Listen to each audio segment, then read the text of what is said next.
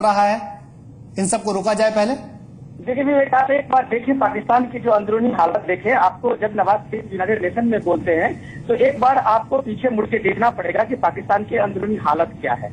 आप ये देख सकते हैं कि अब तक का Mr. President, Muslims are suffering across the world. Palestinians and Kashmiris oppressed by foreign occupation, persecuted minorities, and the discrimination against Muslim refugees fleeing persecution or war. The international community must redress these injustices against the Muslim people. Consultations with Kashmiris, who are an integral part of the dispute, are essential to evolving a peaceful solution. Since 1947, the Kashmir dispute has remained unresolved. United Nations Security Council resolutions have remained unimplemented. 3 generations of Kashmiris have only seen broken promises and brutal oppression. Over 100,000 have died in their struggle for self-determination. This is the most persistent failure of the United Nations. तो United Nations general assembly में आज पाकिस्तानी प्रधानमंत्री नवाज शरीफ ने कश्मीर का मसला एक बार फिर उठाया है और कश्मीर के लोगों की राय को महत्वपूर्ण बताया है। साथ ही साथ नवाज शरीफ ने यह भी ऐलान किया, यह भी दावा किया कि वो शांति के पक्षधर हैं और उनकी ओर से जब उन्होंने इस बार पदभार संभाला तो उनकी ओर से कोशिश की गई कि भारत के साथ बातचीत हो, लेकिन भारत की ओर से सीमा पर जो रवैया रहा उसकी वजह से शांति प्रक्रिया आगे नहीं बढ़ पा रही है और शांति प्रक्रिया में रुकावट पैदा हो रही है। इस वक्त हमारे साथ हमारे सहयोगी विनोद मिश्रा फोन लाइन पर जुड़ चुके हैं। विनोद जी, 2 बातें महत्वपूर्ण आज नवाज शरीफ ने कही है। पहली, कश्मीर का मसला उठाया है और दूसरा, यूनाइटेड नेशंस के एक्सपेंशन को लेकर के उन्होंने कहा है कि यूनाइटेड नेशंस का एक्सपेंडेड वर्जन नहीं चाहिए, उन्हें ट्रांसपेरेंट वर्जन चाहिए, उसके वो पक्षधर हैं। तो 2 बातें जो भारत की ओर से उठाई गई थी, एक तरह से दोनों का जवाब दिया। देखिए विवेक, हमें ये समझना होगा कि ये आज से नहीं, ये कभी लंबे अरसे से आपने देखा होगा कि पाकिस्तान के लिए एक फैशन सा है कि अगर पाकिस्तान के कोई नेशनल हेड लीडर अगर यूनाइटेड नेशन में और जनरल असेंबली में खास करके आए और जब तक वो कश्मीर की चर्चा ना करें तब तक उनका वो एजेंडा पूरा ही नहीं होता। आप ये देख लें, आप अगर थोड़ी देर के लिए इस चीज पे गौर करें कि नवाज शरीफ के 2 दिन आने से पहले ही ये सारी भूमिका वहां बन गई थी और पाकिस्तान के जो इन्वॉय हैं उसने एक तरीके से ये माहौल बना दिया था कि इस बार जनरल असेंबली में और बाकी पे चर्चा पाकिस्तान की तरफ से फोरफ्रंट पे लाया जाए तो उसमें सबसे अहम मुद्दा कश्मीर ही होगा, जिसका खुलासा जो लेकर उन्होंने लिखा था पाकिस्तान के इन्वॉय में। तो आप देख सकते हैं कि एक पूरी भूमिका पाकिस्तान की तरफ से 1 हफ्ते पहले से बनाई जा रही थी और यह बनाने का संकेत पहले से आ रहा था कि नवाज शरीफ को जिस दिन मौका मिलेगा वो कश्मीर इशू को ही अपने प्रायर एजेंडे में रखेंगे।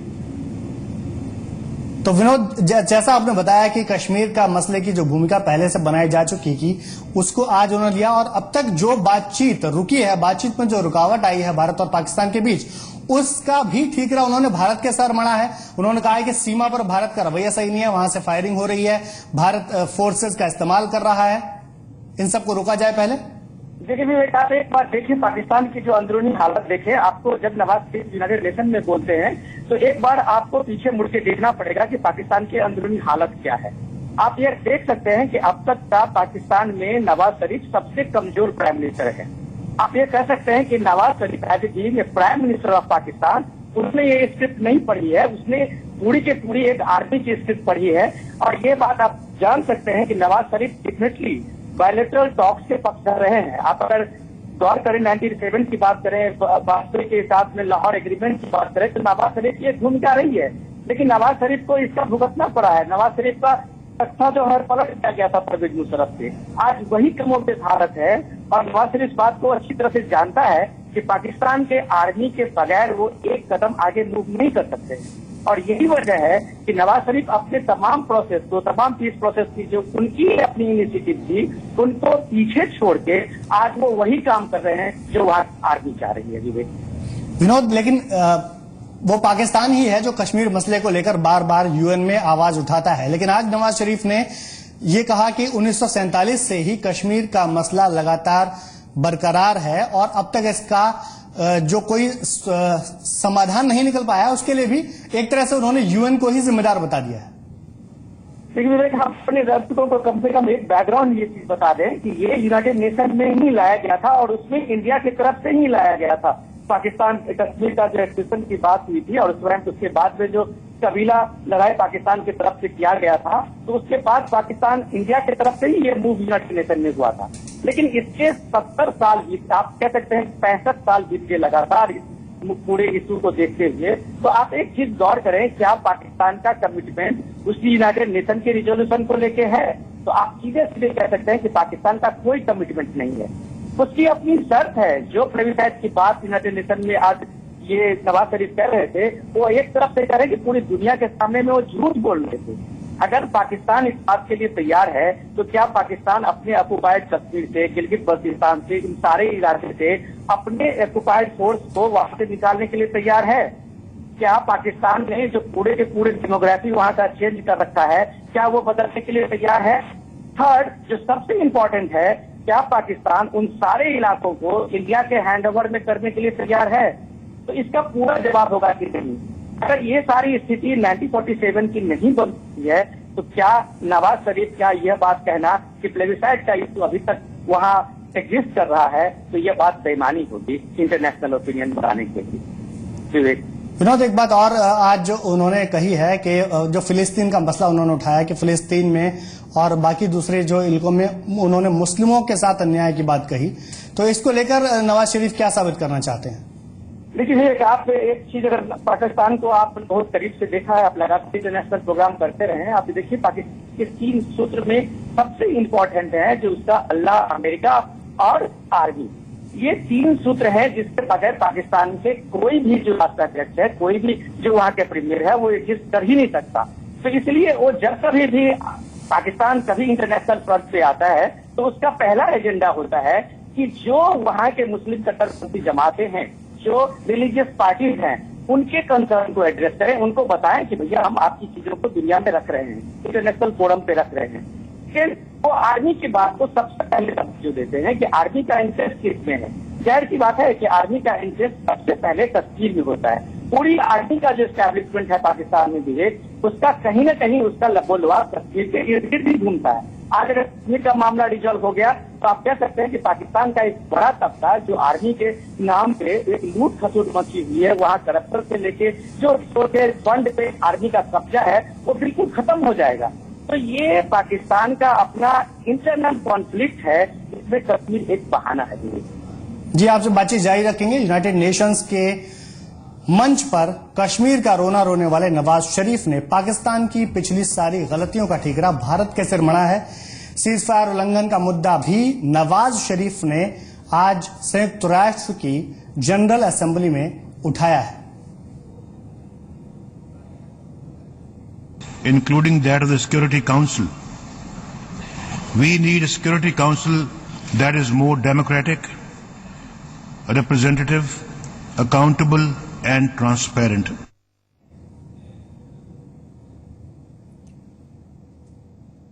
नवाज शरीफ ने यूएन के मंच से सुरक्षा परिषद विस्तार का मुद्दा भी उठाया है, क्योंकि भारत सुरक्षा परिषद के विस्तार की बात कह रहा है। ऐसे में नवाज शरीफ ने इस मुद्दे को लेकर संयुक्त राष्ट्र को राय दी है कि पाकिस्तान जिम्मेदार और पारदर्शी सुरक्षा परिषद चाहता है, बजाय इसके कि वो विस्तारित सुरक्षा परिषद हो। तो एक बार फिर से आपको बता दें कि यूनाइटेड नेशंस जनरल असेंबली में आज पाकिस्तानी प्रधानमंत्री नवाज शरीफ ने एक बार फिर से कश्मीर का मसला उठाया है और संयुक्त राष्ट्र सुरक्षा परिषद के विस्तार को लेकर भी अपनी राय रखी है। इस वक्त हमारे साथ हमारे सहयोगी विनोद मिश्रा जुड़े हुए हैं। विनोद, जो 2 बातें नवाज शरीफ की ओर से कही गई हैं और कश्मीर मसले को लेकर के जो पहल, जिस अमन की पहल की बात आज नवाज शरीफ कर रहे हैं, उन बातों के बाद अब आपको दोनों देशों के रिश्ते किस दिशा में बढ़ते दिखाई दे रहे हैं? क्या अब एक बार फिर से नए सिरे से कोई शुरुआत होगी? विवेक, आपने दो क्वेश्चन पूछा है। एक तो नवाज शरीफ जो भारत का एक कमिटमेंट, भारत ने आज पहली बार यूनाइटेड नेशन में जाके प्राइम मिनिस्टर मोदी ने एक कमिटमेंट मांगा है यूनाइटेड नेशंस के कि आप एक टाइम फ्रेम में यूनाइटेड नेशन सिक्योरिटी काउंसिल का एक्सटेंशन कीजिए। आप बताइए कि ये एक्सटेंशन कब होगा और दुनिया के जो ऐसे संप्रभु नेशन है उनकी हिस्सेदारी यूनाइटेड नेशन में कब होगी। तो भारत ने एक जेन्युइन सवाल उठाया था और इसका विरोध आज अपने स्वर से नवाज शरीफ कर रहे हैं। तो इसके पीछे का आप ये देखिए कि वो नवाज शरीफ कभी नहीं चाहते हैं कि इंडिया का इंटरफेरेंस यूनाइटेड नेशन और यूनाइटेड नेशन के सिक्योरिटी काउंसिल में हो। ये अपनी सबसे बड़ी हार मानेंगे पाकिस्तान जब वो देखेगा कि पूरी दुनिया का माहौल एक तरह से भारत के फेवर में बन रहा है।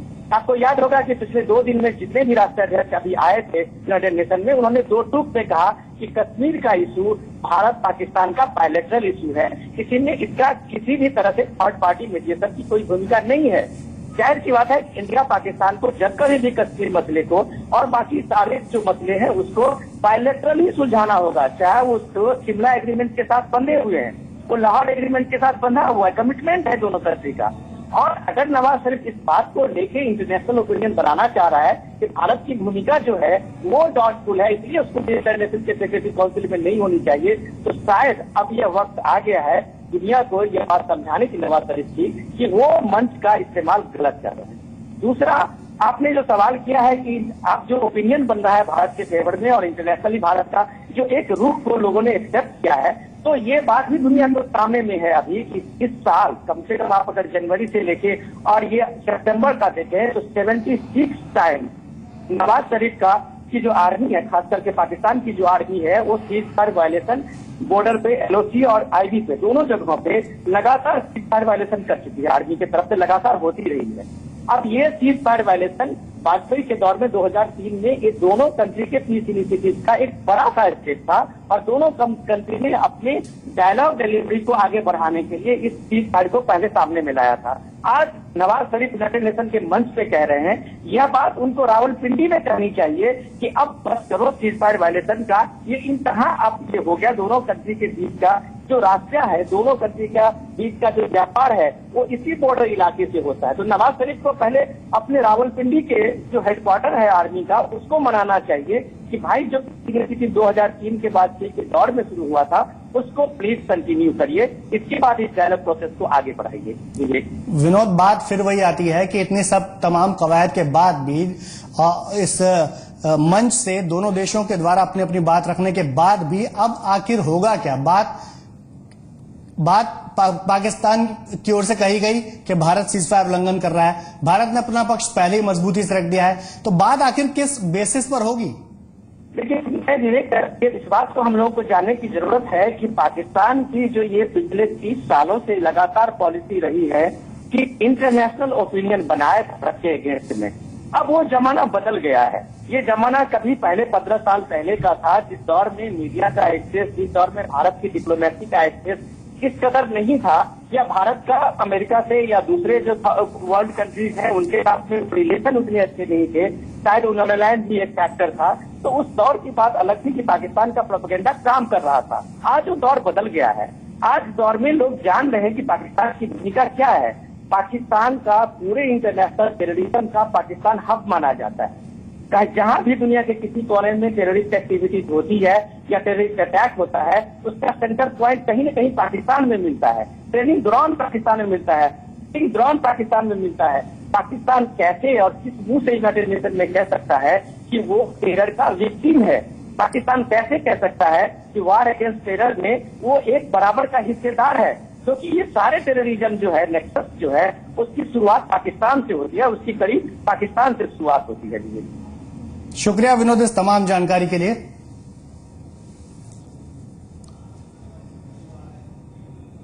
तो आपको बता दें, इससे पहले जब भारतीय प्रधानमंत्री अमेरिका में थे तो उन्होंने यूनाइटेड नेशंस के मंच से भी और अमेरिका में भी लगातार आतंकवाद के मसले को लेकर अपनी बात को मजबूती से रखा था। उन्होंने कहा था कि यूएन को अब यह तय करना होगा कि दुनिया में आतंकवाद की परिभाषा क्या है, आतंकवाद को मदद करने वाले लोग कौन हैं, उनकी परिभाषा क्या हो, कौन वो लोग हैं जो आतंकवाद की मदद कर रहे हैं, कौन वो लोग हैं जो मानवता के साथ हैं। ये बात भारतीय प्रधानमंत्री ने रखी थी और अब पाकिस्तानी प्रधानमंत्री ने अपने नजरिए से, जैसा वो अक्सर रखते रहे हैं, कश्मीर के मसले को आगे रखकर एक बार फिर से कहा है कि सारी गलतियों के पीछे कसूर भारत का है। कश्मीर एक ऐसा मुद्दा है जो पाकिस्तान की राजनीति में सदाबहार बना रहा है। लगभग पाकिस्तान के हर प्रधानमंत्री ने यूएन में कश्मीर के मसले को उठाया, वो जुल्फिकार अली भुट्टो हो या फिर नवाज शरीफ। आपको एक बार दिखाते हैं कि पाकिस्तान ने कब कब कश्मीर मुद्दे को यूएन की महापंचायत में उठाया है। कश्मीर ऐसा मुद्दा है जो पाकिस्तान की राजनीति में सदाबहार बना रहा। भारत की आजादी के बाद ही पाकिस्तान की सियासत इसी के इर्द गिर्द घूमती रही। आइए आपको बताते हैं पाकिस्तान के कुछ अहम प्रतिनिधियों ने संयुक्त राष्ट्र में इस मुद्दे पर क्या क्या कहा। यूं तो नवाज शरीफ पाक की कमान कई बार संभाल चुके हैं और हर बार कश्मीर का मुद्दा संयुक्त राष्ट्र में उठाया। सितंबर 2013 संयुक्त राष्ट्र कि कश्मीर के लोगों को अपना भविष्य चुनने की आजादी दी जानी चाहिए। भारतीय पीएम से बातचीत करने के लिए पाकिस्तान तैयार है। उन्होंने कश्मीर के साथ उद्देश्यपूर्ण वार्ता की बात कही। सितंबर 2012 संयुक्त राष्ट्र। सितंबर 2012 में संयुक्त राष्ट्र में पाकिस्तान का प्रतिनिधित्व करने आए आसिफ अली जरदारी के सुर तल्ख थे। उन्होंने कश्मीर मुद्दे को यूएन की असफलता करार दे दिया। यूएन में पहुंची पाकिस्तानी विदेश मंत्री हीना रब्बानी खार ने भी इस मुद्दे पर तल्ख बयानबाजी की। सितंबर 2003 We look forward to resolving all outstanding issues, including the Jammu and Kashmir dispute, which is among the oldest on the agenda of the United Nations and the subject of several Security Council resolutions. A peaceful resolution that accords fully with the aspirations of the Kashmiris is indispensable for durable stability. Kashmir मुद्दे का नाम आए तो इस चेहरे की बात न हो, ऐसा नहीं हो सकता। परवेज मुशर्रफ भी इस मंच पर कई बार पहुंचे और हर बार उन्होंने कुछ अलग बयानबाजी की। 2003 में मुशर्रफ ने जो बयान दिया, 2004 में उसका उल्टा अंजाम हुआ।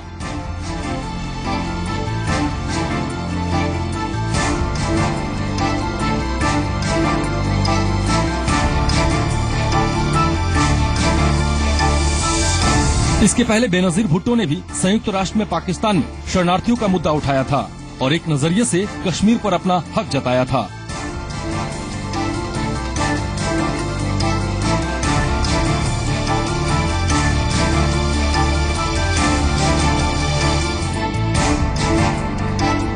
सितंबर 1994 संयुक्त राष्ट्र। उनके पिता जुल्फिकार भुट्टो ने भी यूनाइटेड नेशंस में बोलते हुए कश्मीर को पाकिस्तान की मिल्कियत ही बताया। सितंबर 1965 संयुक्त राष्ट्र। Not an integral part of India. It has never been an integral part of India. Jammu and Kashmir is a disputed territory between India and Pakistan. It is more a part of Pakistan than it can ever be with India, with all her eloquence and with all her extravagance with words. The people of Jammu and Kashmir, sir, are part of people of Pakistan.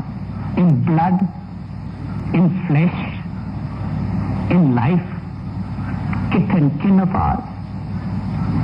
In culture, in geography, in history, in every way. तो ये था संयुक्त राष्ट्र में पाकिस्तान का वो stand जो आज तक वैसा का वैसा ही है। Bureau report, Zee media. Around the world में यहां वक्त एक छोटे से ब्रेक का।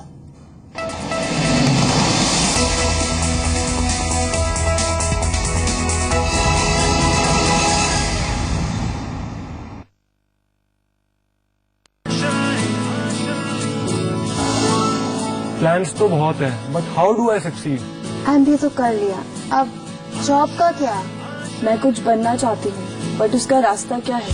आज की युवा पीढ़ी में बहुत कंफ्यूजन है। आपके मन में लगता है कि आपके प्रश्नों के जवाब देने वाला कोई नहीं, तो आइए मेरे साथ मेरे शो में मैं आपको रास्ता दिखाऊंगा। डॉक्टर सुभाष चंद्र शो, जी संगम पर। दिन भर के काम और ट्रैवल के बाद फैमिली लाइफ के लिए एनर्जी ही नहीं बचती थी। रोजाना कुछ महीने झंडू विगोरेक्स लेने के बाद बहुत फर्क महसूस किया। तो झंडू विगोरेक्स इतना प्रभावी क्यों है? झंडू विगोरेक्स सेफ और 100% नेचुरल है। इसमें है 7 जोशवर्धक जैसे अश्वगंधा, कौच बीज, मुसली जो तनाव दूर करे, ऊर्जा व क्षमता बढ़ाए ताकि आप पारिवारिक जीवन का आनंद ले सके। अब ये हमेशा एनर्जेटिक रहते हैं। My mister energy. रोजाना लें झंडू विगोरेक्स, पुरुषों का दैनिक जोशवर्धक। स्वाद में इसके जादू है, खाने को दिल बेकाबू है, शौक दिखाओ, शान से खिलाओ। अरे शौक से शान से, लेकिन खाएं क्या? कुबेर है कुबेर, ये कुबेर है कुबेर। कुबेर पान मसाला। शौक से खाओ, शान से खिलाओ। तेल नहीं सर, नवरत्न तेल, टेंशन का रामबाण इलाज। खोपड़िया में लगाइए, टेंशन फ्री हो जाइए। 9 आयुर्वेदिक जड़ी बूटियों वाला नवरत्न तेल रोज का सर दर्द, थकान और टेंशन हटाए, ठंडा ठंडा कूल कूल बनाए। आप ट्राई कीजिए, टेंशन जाएगा, पेंशन ले लें।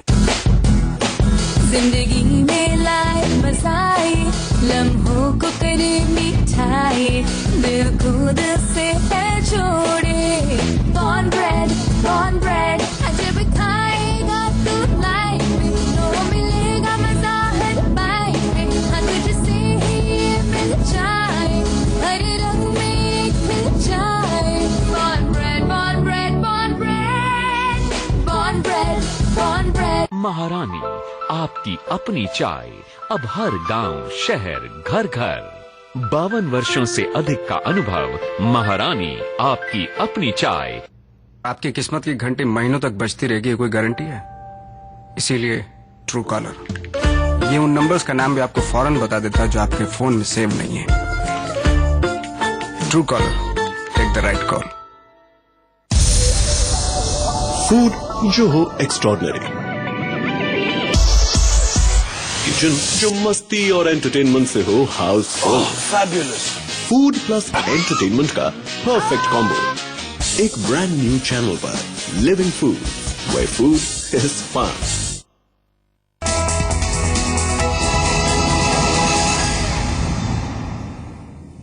नवाज शरीफ कश्मीर का राग भले ही अलापते रहे, लेकिन सच तो यह है कि पाकिस्तान के कब्जे में जो कश्मीर है उसकी आवाम भी तड़प रही है। 68 साल बीत जाने के बाद भी पीओके में चैन और सुकून तो है नहीं, साथ ही वहां रहने वाले लोगों को दोयम दर्जे का व्यवहार भी झेलना पड़ता है।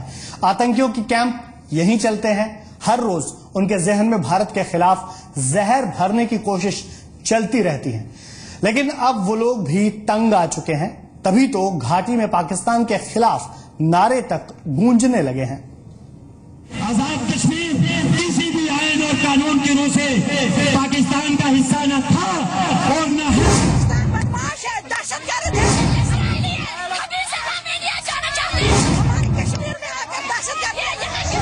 पाकिस्तान अधिकृत कश्मीर पर पाकिस्तान अपना हक भले ही जताए, लेकिन सच ये है कि पीओके की जनता पाकिस्तान के जुल्मों से तंग आ चुकी है।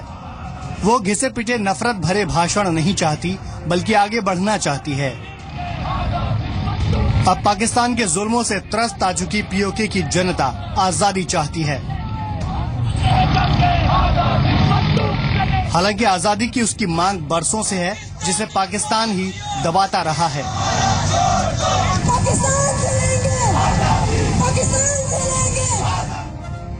हालात ये हैं कि इन दिनों पीओके के मुजफ्फराबाद, गिलगित और कटोल जैसे हिस्सों में पाकिस्तान के खिलाफ जनता का गुस्सा चरम पर है।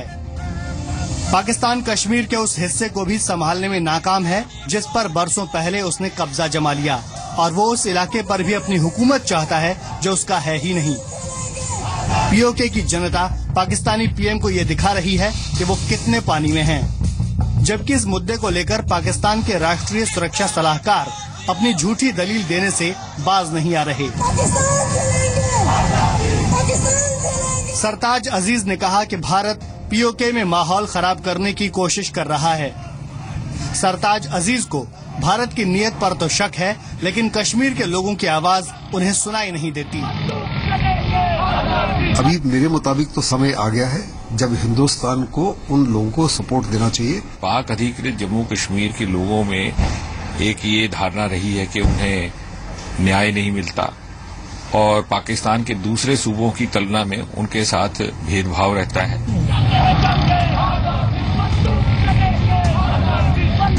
हाल ही में अंजुमन मिन्हाज ए रसूल के चेयरमैन मौलाना सैयद अतहर दहलवी ने पाक अधिकृत कश्मीर का 5 दिन का दौरा किया, और जो सच सामने आया वो भी यही था कि पीओके की आबादी पाकिस्तान से खफा है।